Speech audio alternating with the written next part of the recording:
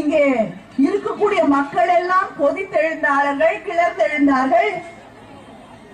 பெண்கள் போராடினார்கள், மாணவர்கள் போராடினார்கள், மாணவிகள் போராடினாங்க. அவங்களெல்லாம் சிறையில் அடைத்தார்கள்.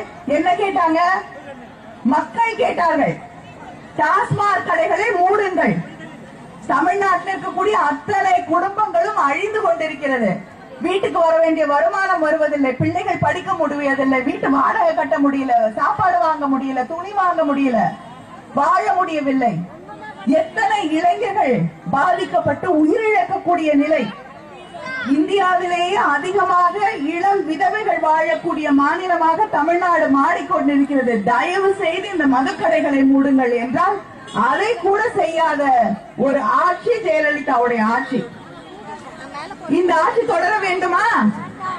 வேண்டாம் என்று அதனால்தான் தலைவர் கலைஞர் அவர்கள் தெரிவித்தார்கள், திமுக ஆட்சிக்கு வரும்பொழுது நான் முதல்வராக போகுது, நான் மதுக்கடைகளை மூடுகிறேன், தமிழ்நாட்டில் இருந்து மதுவை ஒழிப்பேன் என்று அறிவித்த தலைவர் கலைஞர் அவர்கள்.